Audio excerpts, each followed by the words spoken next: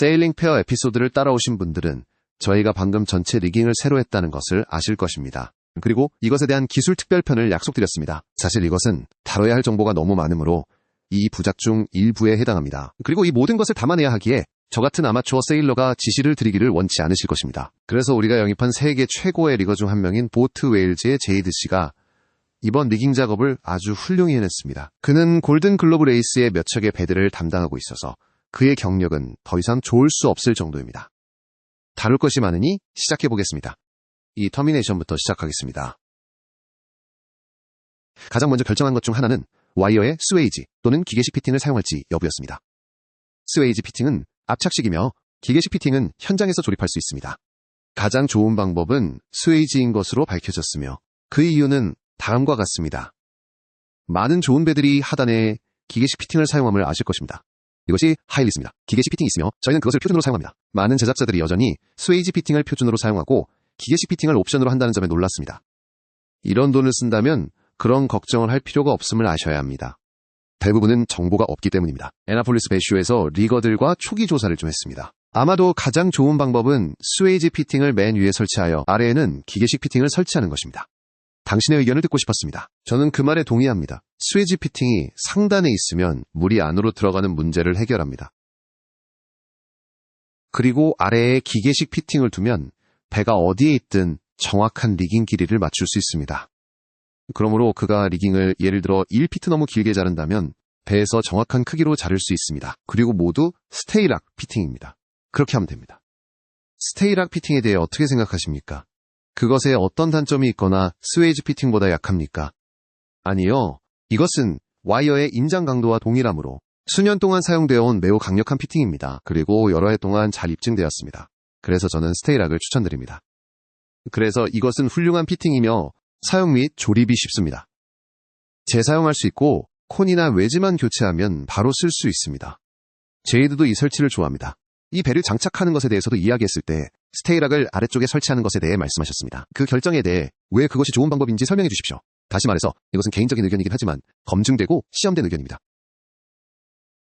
맞습니다. 저희는 스웨이지 피팅을 상단 끝에 설치하는 것을 고려합니다. 그러면 어떤 오염물질도 막을 수 있으며 물론 그것은 남쪽을 향하고 있습니다.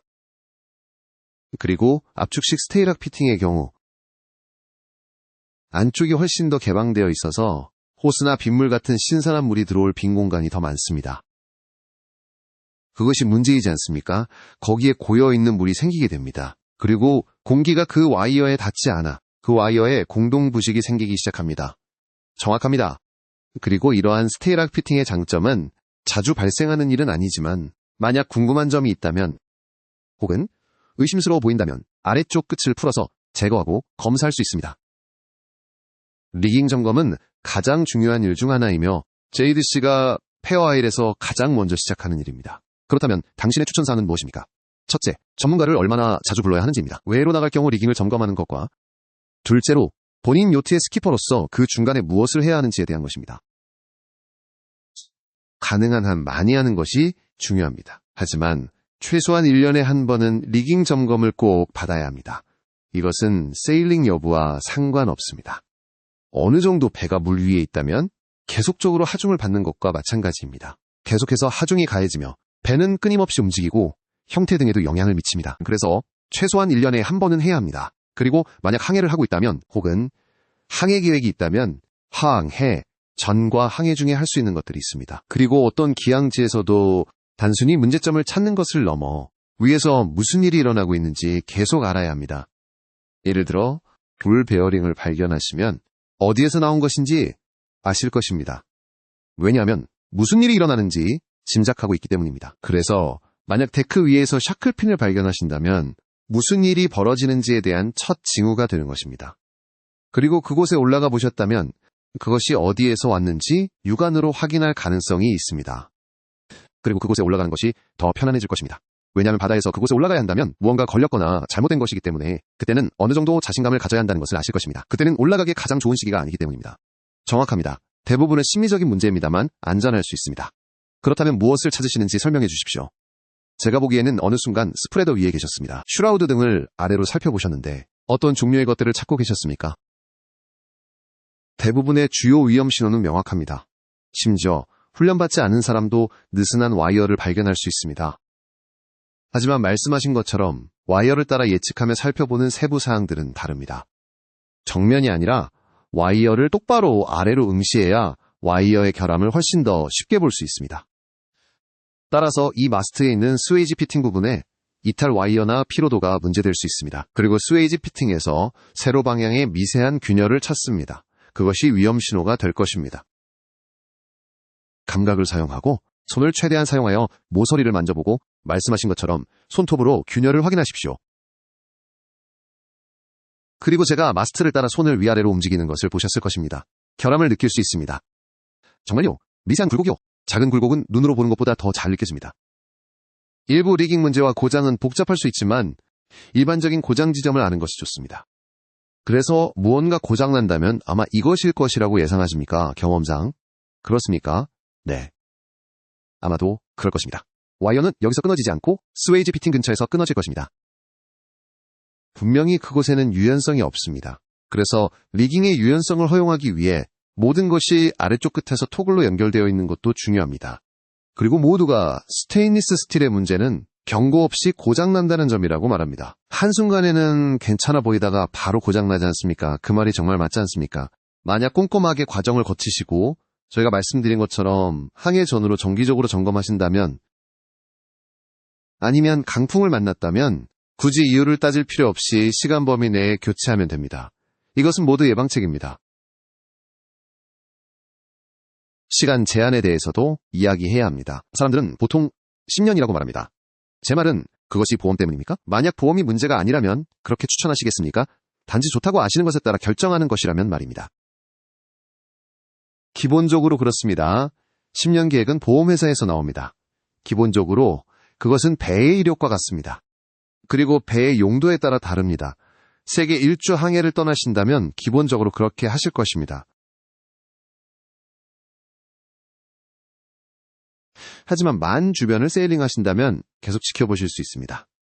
네. 왜냐하면 사람들을 보면 30년 된 리깅을 가지고 있다고 말합니다. 그리고 여전히 괜찮다고 합니다. 제 말은 무조건 사고가 날 일이라고 하시겠습니까? 맞습니다. 그것은 재료에 관한 일입니다. 결국에는 수명을 다할 것입니다. 그것이 사실입니다. 그래서 저희는 고정 리깅을 교체하는 중입니다. 순전히 노후화 때문입니다. 제이드는 육안으로 위험 신호를 찾지 못하고 있습니다. 저희는 보험사 GJW와도 이야기했으며 그들은 이 지침을 보냈습니다. 리깅은 평균 10년 간격으로 교체해야 합니다. 하지만 어떻게 세일링하는지와 배가 노출되는 대기 조건이 리깅의 전체 수명에 영향을 미칠 수 있습니다. 리깅을 사용 가능한 상태로 유지하는 것은 귀하의 책임입니다. 이것은 보험 정책에 포함되지 않습니다. 마모된 품목은 정기적으로 검사하고 교체해야 합니다. 의심스러우면 자격을 갖춘 리깅 전문가의 지도를 받으십시오. 그래서 모든 체인 플레이트는 고정 볼트와 함께 점검해야 합니다. 좋습니다. 첫 번째 것이 나왔는데 실제로 저에게는 완벽해 보입니다. 분명히 제이드에게 확인시키고 확대경으로 자세히 보겠습니다. 하지만 아닙니다. 그것은 꽤 좋습니다. 어떤 흔적을 예상했지만 실제로는 새 것처럼 보입니다.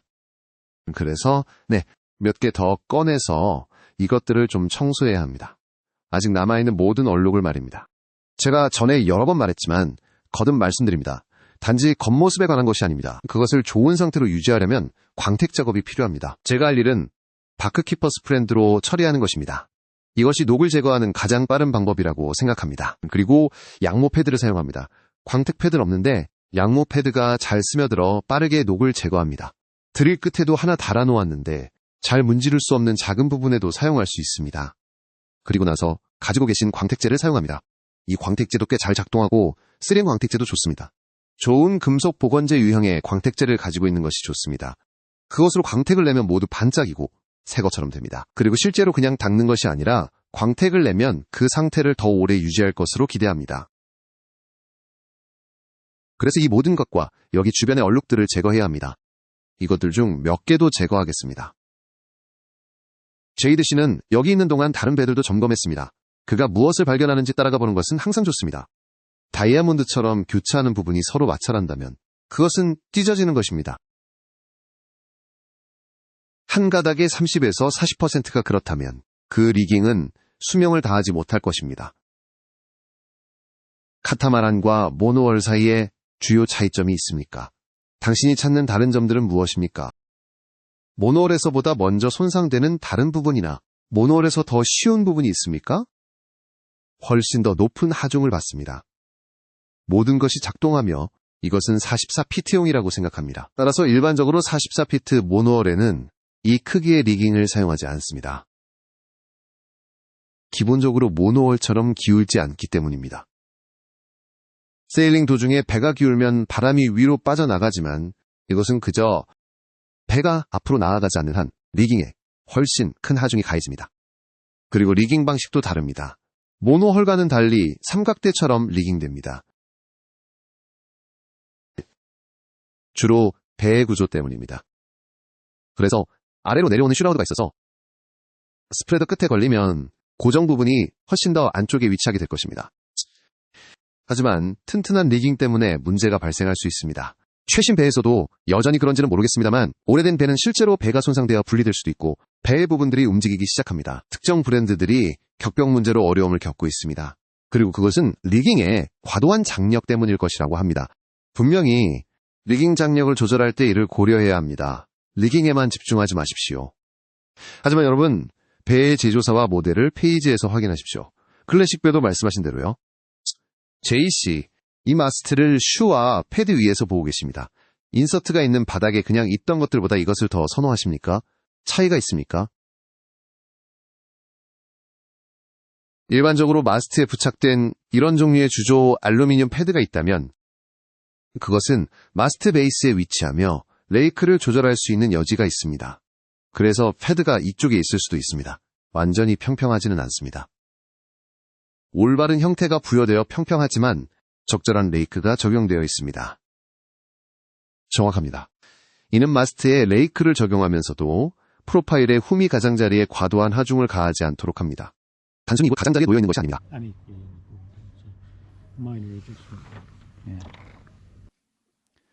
폐와일로 돌아왔고 배의 모든 부속품은 이상이 없는 것으로 판단되었습니다. 하지만 클레비스 핀에서 클레비스 핀까지의 모든 스탠딩 리깅은 오직 노후로 인해 교체될 것입니다. 스테이로커는 제이드가 품질을 신뢰하는 몇 안 되는 공급업체 중 하나이므로 와이어를 공급하고 있습니다. 상단에 장착될 스웨이지 피팅이 한쪽 끝에 있고 모두 약간 길게 잘려 있습니다. 하지만 낡은 스탠딩 리깅을 제거하기 전에 제이드는 모든 것을 제대로 장력을 조절하기를 원합니다. 이것은 새 와이어를 자르는 데 지침으로 사용할 것이기 때문입니다. 그래서 여기 장력 게이지로 와이어의 파단 강도에 대한 백분율을 찾는 것이 맞습니까? 사람들이 리깅에 관해서는 더 두꺼운 와이어를 사용한다고 생각하는 경향이 있기 때문입니다. 그리고 그것이 리깅을 더 튼튼하게 만들지만 사실은 그렇지 않습니다. 정말로요? 어느 정도는 맞습니다. 하지만 와이어뿐만 아니라 모든 것입니다. 아시다시피 장력을 조절하는 것이죠. 마스트의 모든 피팅, 마스트 자체, 체인 플레이트가 고정된 부분까지입니다. 그리고 배의 구조적인 부분까지입니다. 단순히 와이어 크기만 키울 수는 없습니다. 그리고 배가 더 강하다고 말할 수 없습니다. 잠재적으로 다른 모든 것을 약화시킬 수 있기 때문입니다. 그것은 단순히 가장 약한 연결고리 그 이상이기 때문입니다. 더 튼튼한 와이어를 사용하신다면 제가 맞는지 말씀해 주십시오. 더 튼튼한 와이어를 사용한다면 그것을 더 팽팽하게 해야 합니다. 왜냐하면 와이어의 파단 강도 백분율을 맞춰야 하기 때문입니다. 맞습니다. 그래서 만약 지름을 늘린다면 그러면 정확한 값을 얻기 위해 텐션도 올려야 합니다. 그래서 배들은 특정 사양에 맞춰 설계되며 이 배는 10mm 캡을 기준으로 설계될 것입니다. 그리고 거기에 12mm를 설치한다면 다른 곳에 대대적인 수정을 가해야 합니다. 네, 어떤 면에서는 좀 직관적이지 않습니다. 왜냐하면 당신은 생각할 것입니다. 이 와이어의 크기를 조금만 늘려도 와이어 자체가 약한 연결고리가 되지 않도록 하기 위함입니다. 하지만 다른 것보다 더 팽팽하게 하지 않을 것입니다. 그런데 그렇게 해야 한다고 말씀하십니다. 그것의 일부는 모든 피로를 없애고 싶기 때문입니다. 그리고 그렇게 하려면 리깅 텐션을 유지하여 마스트를 제자리에 고정하고 모든 움직임을 멈춰야 합니다. 그래서 정확한 텐션을 갖는 것이 중요합니다. 와이어를 당겨서 대략적인 위치를 파악하는 것도 한 방법이지만 제대로 하려면 게이지가 필요합니다. 그러면 게이지가 실제로 어떻게 작동하는지 그리고 무엇을 확인해야 하는지 보여주십시오. 시중에는 다양한 게이지가 있습니다. 그리고 얼마나 돈을 쓰고 싶은지에 따라 정말 좋은 디지털 게이지도 있습니다. 하지만 이것은 대부분의 배에서 볼 수 있는 것입니다. 레이싱 배에서는 확실히 느슨한 게이지가 있으며 간단한 그래프를 제공합니다. 모든 계산은 이미 당신을 위해 완료되어 있습니다. 당신은 그것을 설정하기 위한 브레이킹 스트레인의 비율을 찾고 있습니다. 그래서 그것은 그냥 그렇게 계속됩니다. 그리고 이것은 10mm 1X19 와이어이며 맨 위를 읽고 설정하는 것입니다. 우리는 여기 45에 있으며 그래프를 따라 43에서 47까지 내려갑니다. 그래서 우리는 10mm 와이어 47에 있으며 사실 그 부분이 약간 지워져 있습니다. 약 15%입니다. 원하는 것입니다. 좋습니다. 마스트에 레이크와 프리밴드를 원하며 이를 스탠딩 리깅이 정의합니다. 여기서는 약간 과장된 것입니다. 장력은 와이어 크기와 와이어가 마스트와 이루는 각도에 따라 달라집니다. 하지만 마스트를 다른 장력으로도 제 위치에 둘 수 있습니다. 슈라우드로 그것을 보여드리겠습니다. 한쪽을 조이면 마스트는 그쪽으로 당겨지겠지만 다른 쪽을 조이면 마스트는 다시 제자리로 돌아올 것입니다. 그러나 양쪽 모두 더 높은 장력에 있으며 마스트 모양과 위치가 좋다고 장력이 올바르다는 뜻은 아닙니다. 그래서 모든 장력, 레이크, 프리밴드를 검토합니다. 그리고 우리는 모든 것에 만족하며 다음 단계로 넘어가기 전입니다. 그것들을 새로운 리깅의 데이터 마크로 사용하기 위해 표시해둡니다. 그래서 방금 마스트의 레이크를 보셨으며 레이크에서 무엇을 얻었는지 확인하였습니다. 이런 배에서는 확실히 1에서 2도 정도이며 그것이 우리가 찾고 있는 것입니다. 그래서 당신은 온라인 계산기를 보고 그것이 얼마나 뒤로 갔는지 길이를 확인합니다. 그것은 약 250에서 300mm였습니다. 그래서 저는 온라인 계산기를 사용합니다. 학교에서는 실패했지만 분명 다른 방법들도 있습니다.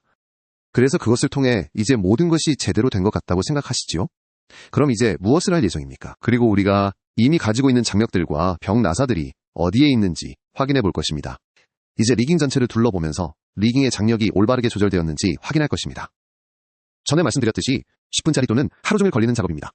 만약 틀어져 있다면 새 리깅으로 장력을 조절했을 때 우리가 원하는 대로 마스트를 설치하는 것이 좋을 것입니다. 그것이 플랜 B입니다. 지금 우리가 가진 것을 보면 오래된 리깅은 더 조여져야 했을 것이라고 예상했을 수도 있습니다. 그리고 좀 더 아래에 있을 것이라고 예상하셨습니까? 물론이지만 누가 알겠습니까?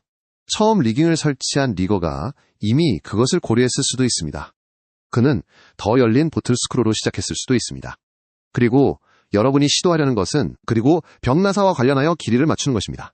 일단 장력이 조절되면 또는 우리가 목표로 하는 것은 각 리깅마다 의견이 다릅니다. 하지만 절반보다 조금 더 열린 상태입니다.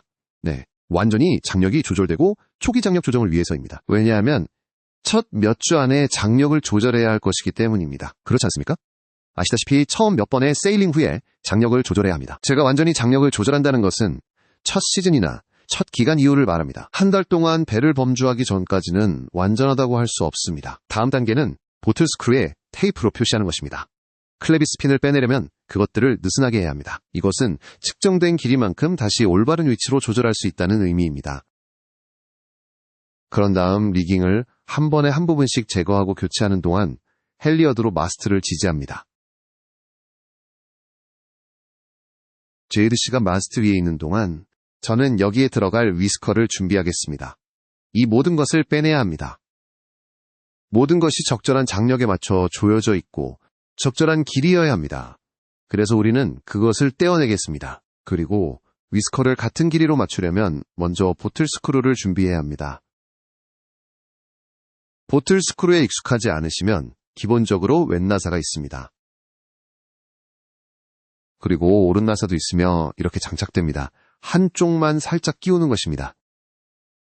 다른 쪽도 마찬가지로 반바퀴 돌리고 중간을 돌리시면 됩니다. 그러면 양쪽 끝이 모두 당겨질 것입니다. 한쪽 끝만 돌려 불균형하게 만들면 안 됩니다. 다른 쪽은 돌리지 마시고 모든 것을 중간에서 해야 고르게 당겨집니다. 저는 그리스를 발랐습니다. 펄러와 함께 온 셀든 제품을 사용하고 있습니다. 바닥에 작은 점이 있습니다. 따라서 올바른 방향으로 맞출 수 있는데 보통은 바닥에 들어갑니다. 장착할 때 바닥에 왼나사를 두는 것이 표준적인 방법입니다. 이것을 안으로 넣을 것이고 나사가 살짝 튀어나올 정도의 여유는 있어야 합니다. 하지만 얼마나 늘어나는지 가늠해야 합니다. 전에 말했듯이 많이 늘어나지는 않을 것입니다. 여기 위스커는 길이가 길지 않기 때문입니다. 그래서 이것은 우리가 원하는 위치인 거의 절반쯤에 맞을 것입니다. 이걸로 상상해보세요. 그리고 그 길이에 맞춰서 그곳에 둘 것입니다. 따라서 그것은 기존에 있는 것과 같은 길이가 되었을 때 최종적으로 갖게 될 길이입니다. 이것을 느슨하게 해서 쉽게 장착하고 그 다음에 조일 수 있습니다. 정말 좋습니다. 저는 이 보틀 스크루들이 정말 마음에 듭니다. 단조가 아닌 기계 가공된 스테인리스 스틸이라 아주 좋습니다. 제이드 씨, 이것을 할 때 조금 빡빡하면 더 쉽게 하는 기술이 있는 것을 보았습니다. 무엇을 하고 있는지 설명해 주십시오. 기본적으로 스터드를 위에서 잡으려고 하는 것보다 보틀 스크류 본체를 한 바퀴 돌리려고 하는 것보다 스터드가 여러분과 함께 움직이도록 하는 것입니다. 다시 돌려서 한 번에 하나의 나사선만 조이시는 것입니다. 위쪽을 조이고 그 다음에 아래쪽을 조인다. 그런데요, 그냥 50% 정도 작업이 더 쉬워집니다. 확실히 작은 턴버클에는 문제가 되지 않으며 큰 스패너가 있다면 더욱 그렇습니다. 하지만 대부분의 배에는 이것보다 큰 것은 없습니다. 적어도 이 정도 크기라면요. 서로 다른 배들을 리깅하시면서 어떤 차이점을 발견하십니까? 서로 다른 생산 배들에 대해요. 배들의 서로 다른 강도와 리깅 준비 방식, 긴장도 조절의 차이를 만드는 것들은 무엇입니까? 그러니까요. 많은 생산 배들은 말입니다. 만약 육지에서 마스트가 부러지면 최종적인 긴장도 조절은 나중으로 미루게 될 것입니다. 그러니 모든 것을 대충 조여놓고 배가 물에 있을 때 조절하시면 됩니다. 그래서 배가 물에 안착되게 한 후에 튜닝하는 것이죠. 육상에서는 스트레스가 발생하는데 말입니다. 단지 그런 차이가 있습니다. 물이 선체를 지지하는 것과 선체 모양이 바뀔 수도 있다는 것입니다. 정확합니다. 그렇다면 흔한 일입니까? 제 말은 빠른 레이싱 배들을 말씀하시는 겁니까? 아니면 일반 프로덕션 배입니까? 모든 것을 다 말할 수는 없지만요. 네, 일반적으로 생산 배들입니다. 오래된 마스트에 새 리깅을 달아도 프로덕션 배에서는 마찬가지입니다. 육상에서였다면 스탠딩 리깅을 교체해야 하죠. 하지만 최종 조절은 물에서 합니다.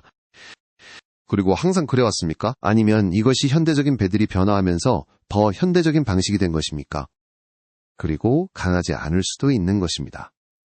기본적으로는 항상 그래왔습니다. 왜냐하면 원래 목재 배들은 물에 들어가면 항상 움직였기 때문입니다. 물속에요. 저는 50, 60년 전의 리거와 이야기해보고 싶습니다. 그들이 구체적으로 어떻게 했는지 알고 싶습니다. 하지만 저는 같았을 것이라고 상상합니다. 그래서 현대적인 생산배를 리깅하는 것은 오래된 목재배를 다루는 것과 더 비슷합니다. 같은 방식으로 다뤄야 합니다. 기본적으로 이것을 쉽게 느껴지게 합니다. 이 부에서는 모든 것을 측정하는 방법을 다루겠습니다. 그래서 저는 데크에 표시해둔 곳에 원래의 보틀 스크루를 설치했습니다. 스테이록 터미널을 장착하는 가장 좋은 방법입니다. 정말 환상적이라고 할 수 있는 셀던 폴러 조립 및 더 많은 내용을 다루니 놓치지 마십시오. 구독하는 것을 잊지 마십시오. 구독은 무료이며 저희에게 큰 도움이 됩니다. 패트리온 후원도 고려해 주십시오. 계속해서 영상 제작에 힘이 됩니다. 시청해주셔서 감사합니다.